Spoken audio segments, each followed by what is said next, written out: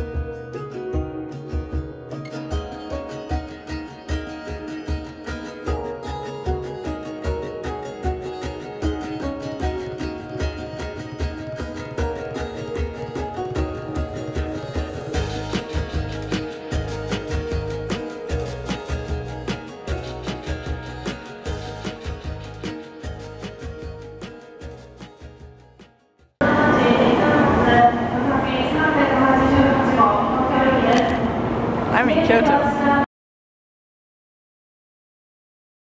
Good hello everyone and welcome to Kyoto. Got a little bit of a late start today because last night I was hammered at a random bar here and I ended up singing karaoke and taking shots with two totally random Japanese people, one of which was the bartender. It was insane and so awesome. I really didn't want to whip out the camera and make them feel super awkward because I was already making them feel awkward with my drunkenness, but it was super cool. They were insanely nice. I had an amazing meal yesterday. Everything so far has been really cool. Tomorrow I'm doing fushimi inari, which is like ridiculous, and I'm freaking like so excited. I can't even explain it. I can't even talk right now. Right now I am walking along the river. It is gorgeous. Take a look at this. Incredible. So this is a really cool figure along the side of the Kamogawa River. So this woman is named Izumo no Okuni, and in like 1600s she was considered to be the first person to ever do kabuki. So it's like, which is like now a popular theater, but it's done by men because it was actually prohibited for women to do this because after a while people started to say that it put everybody in a kind of social disarray and wasn't good to spread morals like that, so women weren't allowed to do it anymore. So she was just considered to be kind of a giver of fun and life again after they had a really hard time here after a couple of battles. So that was a pretty interesting little read. But it's just so interesting to find out little things like that and to get little tidbits about a country's history. And oftentimes it starts with something, you know, really beautiful like that, like a person who was just trying to make people happy. It's so amazing to like read a story about a person like that who was willing to and was daring enough to do something that maybe was a little bit outrageous, but then became this beautiful art form. Speaking of things that I love when I travel, let me tell you something that I hate when I travel. When I fail to overcome a language barrier. That is what I hate. And I had a really lovely experience with that while I was in Korea. I went to a restaurant and I knew what I wanted to order, but as soon as I got in there I realized that I couldn't remember what the characters looked like. It was like everything that I had learned about Hangul just disappeared from my mind. I order the food and I think it's totally fine, and the woman comes over. She gives me kind of a weird look when she looks at the menu, because the way you order is it's just a sheet of paper and you basically write down how many of each thing you want. And she kind of gave me this weird side eye when she looked at the menu, and I was like, oh shit, what did I just do? But I was like, you know what, it's fine. I felt confident. I'm like, it's totally good. I've done this before. I got this. She comes back with 2 plates, so 20 dumplings, and I look at her with this look of complete confusion. And the poor girl, she was so amazing. She went and got her phone and kept asking me, oh, is this it? Is this it? And showing me pictures and asking me what I was trying to order. And I could not figure it out. And I was being stared at by every single person in the restaurant. There was a table of grandpas that all were just, they wheeled around, looked at me, and were cracking up at me trying to figure this out. I was sat directly at the front of the restaurant by myself. Everyone was staring at me. My face was bright red. It was so embarrassing. But eventually I got the food I wanted because a really nice guy kept pointing to dishes around the restaurant and saying this. Finally we figured it out. So The language barrier was overcome by general kindness, which was amazing, but it was one of the most horrific experiences I've ever had abroad. It was so embarrassing. Bienvenido a la entrada de Nanzen-ji. I don't know why I just said that. I really felt like I needed to. It felt right. So welcome to the entrance of Nanzen-ji. Fun fact, these columns were in the movie Lost in Translation.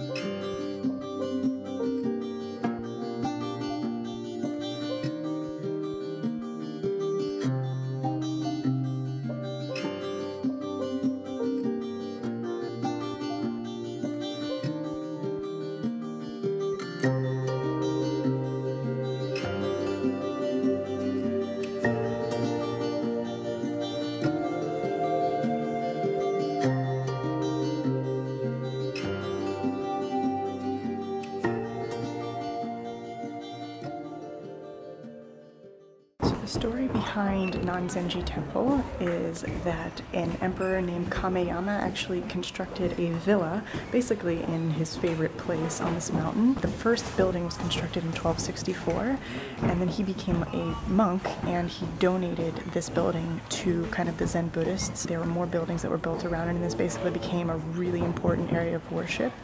And it actually is considered to be the best, kind of like the main temple of 5 great Zen temples in this country. And I actually just found out that all of these buildings burned down 3 separate times between like the years 1300 and 1500, and the buildings that stand here today were actually constructed in the kind of mid 1500s, so still insanely old, but it's just crazy. I mean, the history of this place is like staggering. I don't know what that is, but it is terrifying.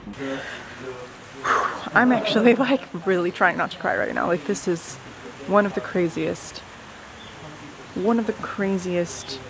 moments I think I've had in this country, is walking around this temple. It feels so serene and it just puts you at ease. The feeling that you get when you walk around here, just the natural beauty. I mean, some of this stuff was placed here, obviously the buildings were placed here, and some of the gardens were constructed in this way, but the landscape itself is just so beautiful, and the way everything flows is just so completely effortless, and it's just like, oh, it's crazy. It's giving me absolute goosebumps. The Emperor Kameyama that actually commissioned these buildings to be built and then eventually donated them as temples, part of his ashes are actually buried in a small corner of this garden. Really crazy, and maybe that's why it feels so insane to be here, because I feel like I'm feeling the love that he felt for this place right now. I know that's really creepy, but it's true.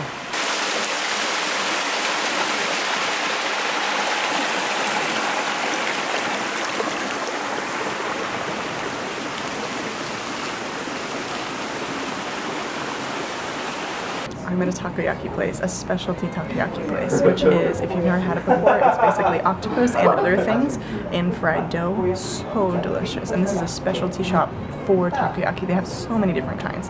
Get my little flakes moving. It's so hot. It's actually making these little flakes dance. This is a type of green onions from Kyoto with tamago, with egg. And this one is soy sauce. Dance party! Takoyaki dance party! That looks delicious and I cannot wait to eat that. That's takoyaki. So good. They put so many amazing spins on it and just like come up with so many simple but totally satisfying variants of takoyaki. If you're ever here in Kyoto, go down a tiny little street that looks like this.